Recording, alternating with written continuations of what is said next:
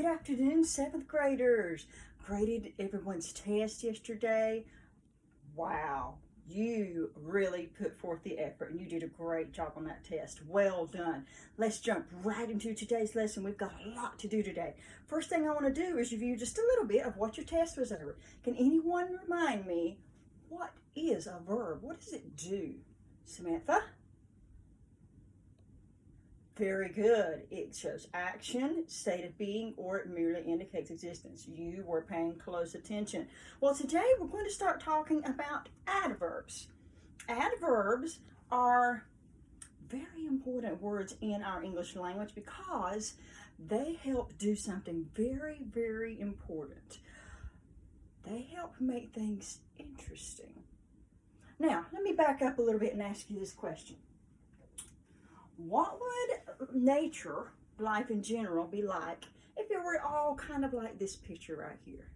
Now, this picture would be beautiful, in particular if it had color, right?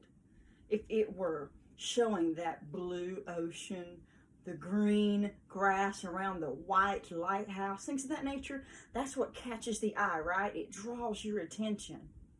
Well, what if everything in our life, in nature, was this drab?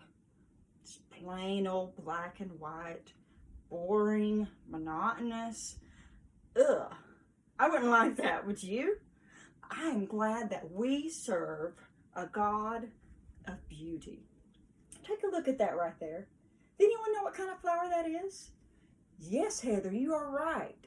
That is a lily. That makes me think of a Bible verse. I'm going to pull up my Bible very quickly. I'm going to read that verse to you. Luke chapter 12, verse 27 says, "Consider the lilies, how they grow. They toil not, they spin not. And yet I say unto you," this is Jesus talking, "that Solomon in all his glory was not arrayed like one of these." Do you know what that verse is saying? It's saying that there are things in nature so beautiful that even the richest man that we know of in history, like a man named Solomon, even all of his wealth cannot compare to the true beauty we see right here in something as delicate and as small, as detailed as what you see on this gorgeous flower called a lily. Now, let's continue on with our discussion of adverbs. Just like God is a God of beauty, there is beauty and variety, ways of describing things in the language of English using things like adverbs. Now take a look at this picture right here. What do we see? Yes, James, that's right. It's a boy. What is the boy doing? Right, he's running.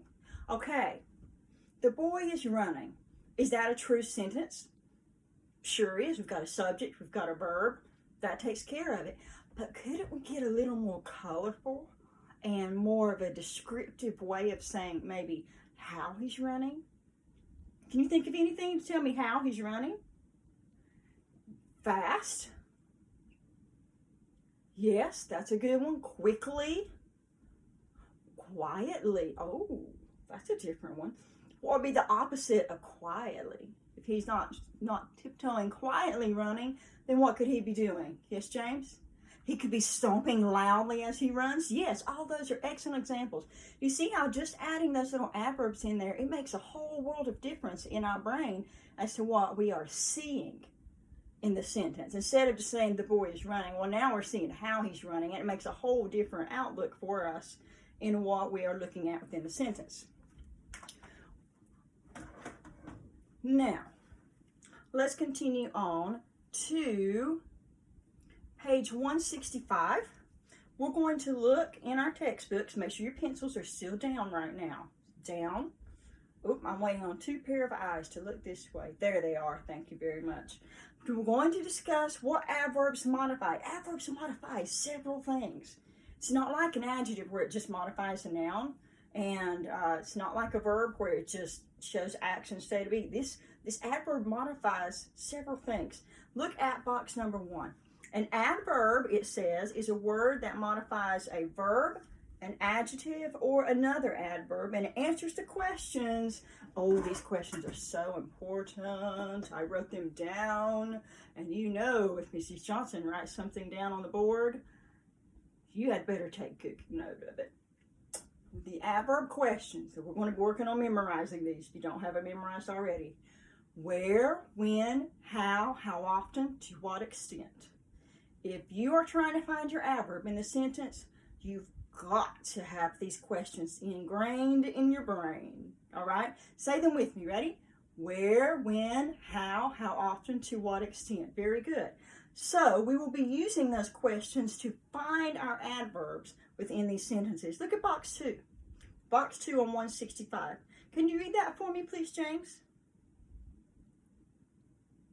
Thank you. That is correct. The word not or its contraction N'(T) is a frequently used adverb. Get this in your head. Not and N'(T) is always going to be an adverb. Every single time you see it. It could be by itself, like in the example they give, did not stay. It could be the contraction N'(T) wasn't asked. Now notice, was is not part of it. That's viewed as a separate word when we're looking at adverbs.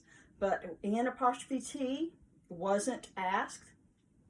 You can also see not as part of a verb phrase. Like if you say, cannot go to the game.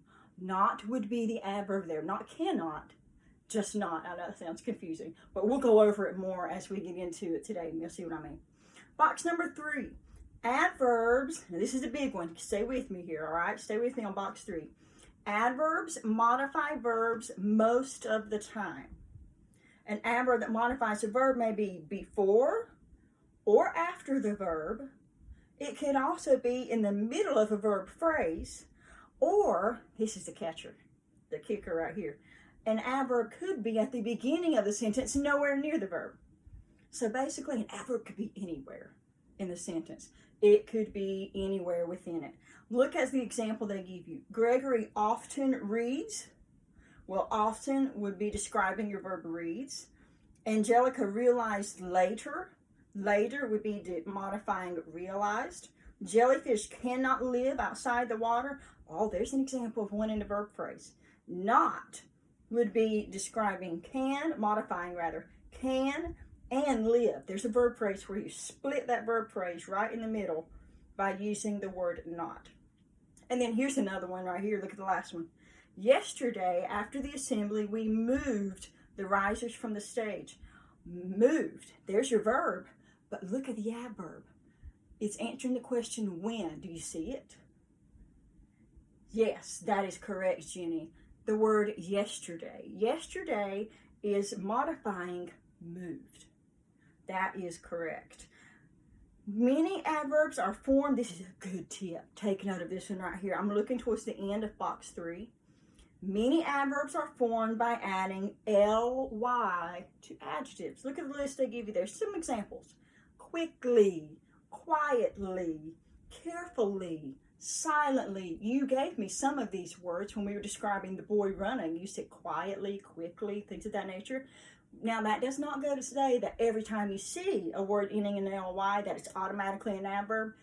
It may be, it may not be. It's up to you to ask the questions. What are those questions again? Where, when, how often, to what extent. Very nice.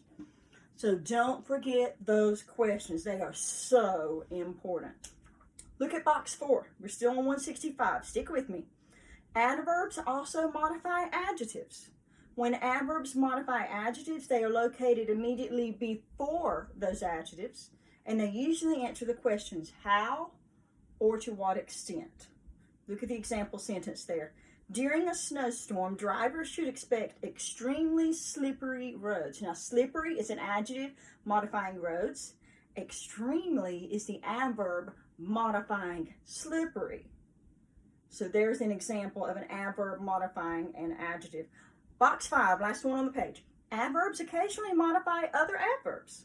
When adverbs do modify other adverbs, they are located immediately before those adverbs, and they usually answer the question, how? Look at this sentence they give you. The pianist played unusually well. The word well is an adverb describing how the pianist played, but then unusually describes well. So that is an example of an adverb modifying an adverb. Check out the next page, 166. Let's see. Read the directions for us, please. Heather? In the first blank, write the adverb. In the second blank, write the verb or verb phrase that the adverb modifies. Read the adverb and verb that is modified to make sure that they make sense together. Very good, thank you. I'll give you a little hint. I would kind of prefer to do it the other way around. I would find the verb first, write that down in a blank where it says verb modified, then go back and find the adverb and then read them together. That's the way I think that it might be a little bit easier for you. I'll do number 1 and then we will move on from there. Number 1, the heralding angels sang majestically. Your verb being modified is sang. Your adverb that is modifying sang would be, anybody want to take a stab at it? Yes, that is correct, Jenny. It is majestically. Excellent job. All right, let's do number 2. Number 2. Do that one for us, please, Ethan. Jesus stood calmly before his accusers in Pilate's hall. Very good. What is our verb? Stood, and the adverb? Calmly. Moving on to number 3. Jenny, take that one for us. The potter quickly shaped a water jar from the clay. Verb modified. Shaped, and the adverb? Quickly. Excellent. Moving on to sentence number 4. Immediately there erupted a flood of lava. What is the verb here, Heather? Erupted, and when did it erupt is the question I meant to ask there. Immediately, that is our adverb. Excellent. Joseph, take sentence number 5 for us. The lost go blindly down the road of destruction. What is our verb? Go, and they go how? There's our adverb question here. Blindly. Excellent. You are all right on top of this. Give me a thumbs up if you had all those before we were going over them. Love seeing those hands raised. Let's move on. We're going to skip the rest of exercise A for sake of time, but you'll be coming back to it. Move on down to exercise B. Let's see. Samantha, would you read the directions for exercise B, please? You will underline the adverbs that modify adjectives. Draw an arrow to the adjective that is being modified. Excellent. Let's do number 1 together. The extremely cold weather came unexpectedly. We're going to underline extremely because that is our adverb. And we're going to draw an arrow from extremely to cold. Everyone clear? All right, let's see just how clear we are. I'm going to give you guys just a few minutes to work on numbers 2 through 10. Only the even numbers. 2, 4, 6, 8, 10. That's it. Only the even numbers. You may begin.